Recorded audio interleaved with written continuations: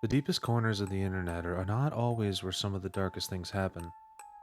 Some of the most remote websites that at first glance can mean absolutely nothing suddenly become terrifying realities under the microscope of determined internet detectives. Let's go to Reddit, where one of the most bizarre occurrences swept across the entire website. It gained so much notoriety and attention that it is widely considered one of the first mysteries of Reddit. With that being said, I bring a gift to you, wonderful collective members at home: the story of the Lake City Quiet Pills saga.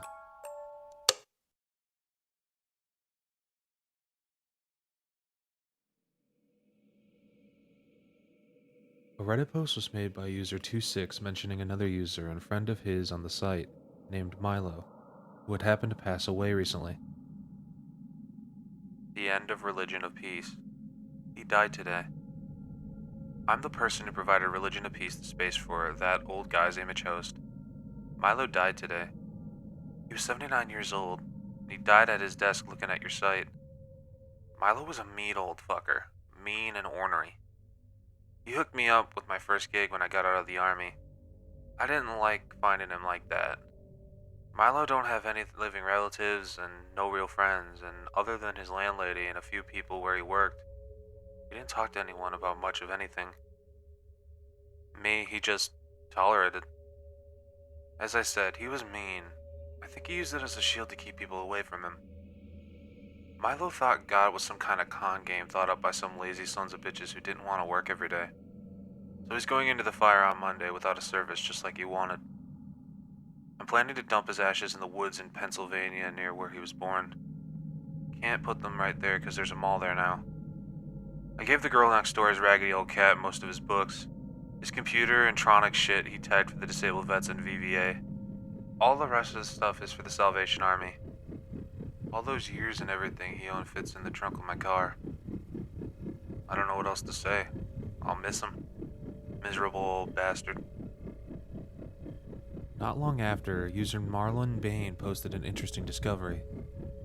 Holy shit, that ornery old fuck was a mod of the jailbait subreddit. And I learned about it reading a thread about how he fought in World War II. Reddit will miss him in more ways than one. Religion of Peace moderated a now deleted subreddit called Jailbait, in which he also promoted his own image hosting forum. He was also self-described as a World War II veteran and detailed his experiences multiple times in some of his Reddit posts. Many always seemed skeptical if he actually served, as the ages he described put him in an unlikely but not impossible age for serving the country in World War II. Strangely, after Religion of Peace's account went dark, the 2-6 account was created. Now, I'm not going to go into how wrong it is supposed to be that a 79-year-old man was moderating a jailbait subreddit. You should know why. I just wanted to mention it because that's how a lot of people found his posts. Also, it doesn't play too much into the story past this point, but I just want to say, don't fantasize about kids, and if you do, go seek some help. It's gross. On his That Old Guy's Image Host website was a host of porn and other images. The strange part starts here, though. Firstly, the website's name was off. LakeCityQuietPills.com is one of the stranger names that it could have been chosen, especially for an image hosting website. Many Redditors began looking into the name Lake City Quiet Pills, and the general consensus came down to the name referring to the Lake City ammunition plant in Independence, Missouri. Since 1941, this plant has been the base for the largest amount of small arms ammunition production for the military. Since this connection was discovered, it's widely assumed the quiet pills could be a slang term for bullets. The second strange part came when someone looked into the website's source code. The source code hid an interesting motto as well as some other darker posts. The motto read, "Dispensing Lake City quiet pills to lousy bastards in need of permanent rest since 1968. The strangest part is that the Reddit community wound up locating a news forum website called FARC, with the user Angel26 at LakeCityQuietPills.com registered since 2001 with the same motto. Underneath the motto was something much more sinister. A block of text in the HTML code appeared to be requesting some kind of military contracting or assassination. The phrase W/W is repeated multiple times through the ads, possibly signifying the military speak for the term wet work or a kill mission of some sort. Another suspected meaning behind this phrase is wants/warrants. CCW is suspected to stand for concealed carry weapon. Evidently, they don't want to be caught for something unlawful, it seems. Within the coming months, the hidden messages began to change thanks to Angel 26. I'm sorry to tell you that old Milo died yesterday. He went quiet and calm, not like we all figured. I gave that fat, mangy cat of his to the little girl next door. No services or nothing, you know Milo. I'm taking his ashes back to where his farm was, close to it anyway. There's a mall where his place was, so hoist a few back for the old man. Remember what he said. Keep with the man who's got your back. A little bit over 2 months later, Angel 26 updated the messages. For those of you who have asked, I bricked Milo's iron key the same day. All is well. For those who don't know, an iron key is an encrypted flash drive, and bricking it renders the drive and its contents useless. The scary thing is that all is well now that it's bricked, so that begs the question, what was on the hard drive to begin with? Milo's will cleared probate. Surprise, Milo was loaded.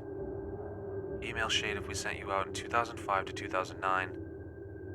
Shade will have checks cut for you. Amount is by how many times, not by pay total. Small share is 3 to 4K. Seems like Milo takes care of his people pretty well, even in death.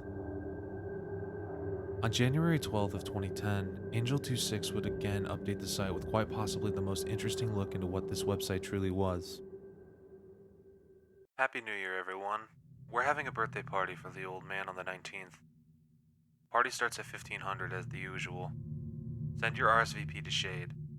FYI, we're booking a room for 3 days for anyone coming out of the area and overnight for locals. Come hoist one for Dutch Milo. This party is theorized to actually be one of the most thought out and intricate assassination operations in years. And before it could go down, one last message was sent the day before the party took place. We got 38 rooms in the Marriott on 46. Shade has the key cards for locals. Pick up at the party. Give your travel name to the desk, and that's it. No ID needed since we're covering the bill. Keep the room service under 500, okay? The phones there are not secure. Bus from the hotel leaves at 13:30. Car service vouchers for return trip when you're ready to crash. Don't DUI. And just like that, the plan was in motion. Mahmoud Al-Mabhouh was the prime target of this attack. He was the chief logistics and weapons procurement for the Hamas Palestinian military force. Call it a coincidence or call it purpose, there's no denying that his death took place on the same exact day as Angel 26's party. Al-Mabhouh took a plane to Dubai and checked into the Al Bustan Rotana Hotel on January 19th. He had no security personnel on his route to Bangkok, and it was noted that he was tailed by 11 Israeli intelligence officers called the Mossad. After doing something unknown, he returned to his room around 8:25 p.m. After missing a call from his wife a half hour later, Dubai police found his body in his room and had determined he had been dead since 9 p.m. CCTV footage shows multiple people watching him and even at one point reprogramming his hotel door lock, according to the staff logs. Two of these agents even had a room right across from his. According to autopsies, Al-Mabhouh was injected with some kind of skeletal muscle relaxant called suxamethonium. He was paralyzed, but fully conscious when he was electrocuted and suffocated with a pillow.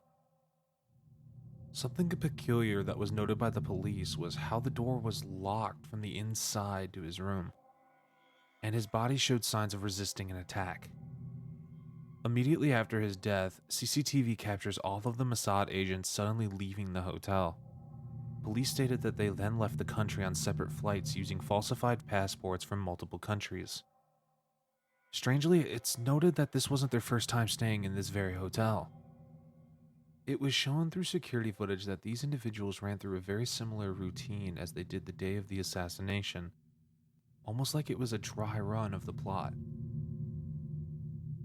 Many of the phone calls made by the agents were encrypted in some way, but a few calls were placed to a phone number in Austria. Not only that, but many of the agents had used a prepaid credit card made by Payoneer. There's speculation that the creator of Payoneer, Yuval Tal, has ties to the Israeli agency.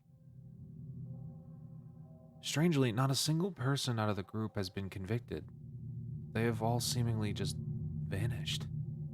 3 suspects have been arrested, 2 in Jordan and 1 in Poland, with the Polish one being extradited to Germany, but nothing ever came of this arrest. To this day, no one has been convicted for causing the death of Al-Mabhouh.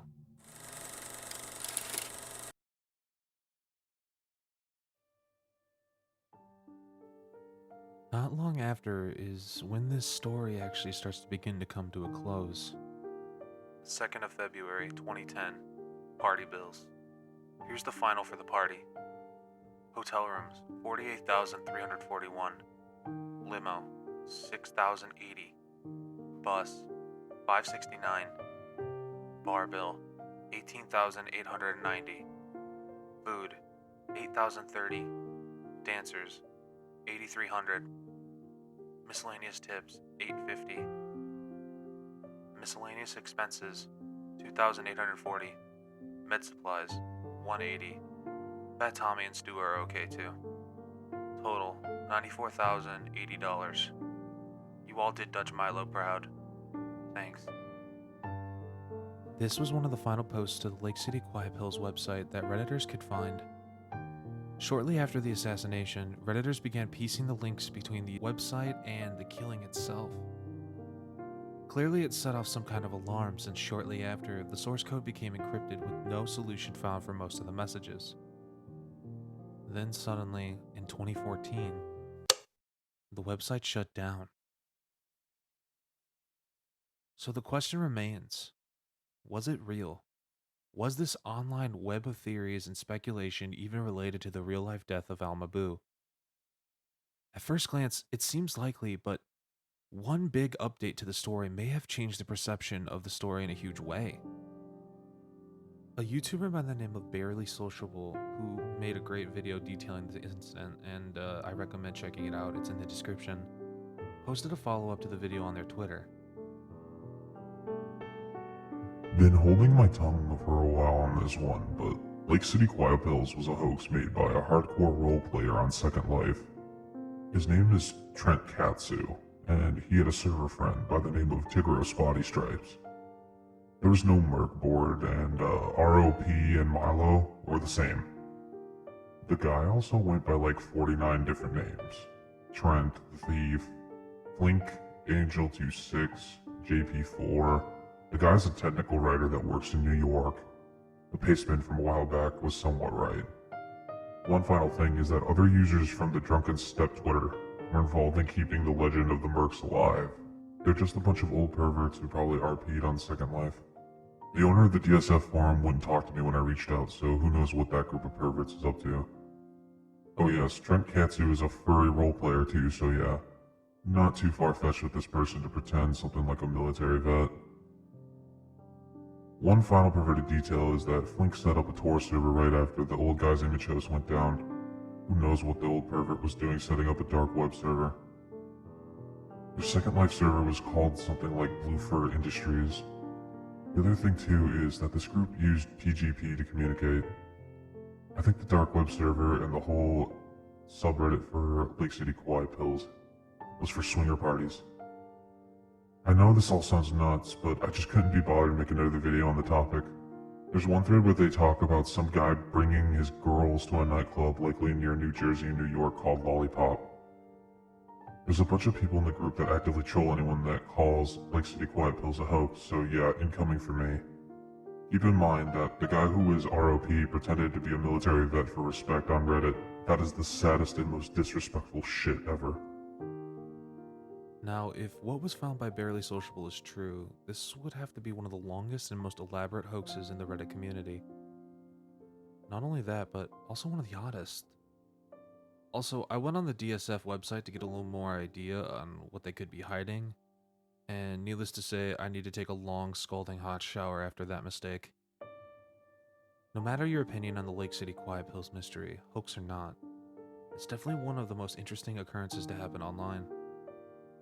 What could have been a potential hitman-esque network was uncovered and exposed to the forefront of the front page of the internet for everyone to see and discover. One of the original internet mysteries was finally put to rest. I hope you enjoyed this video I brought to you via your support, and I look forward to broadcasting to your dimly lit screen once again. Have a good night, and stay out of the dark.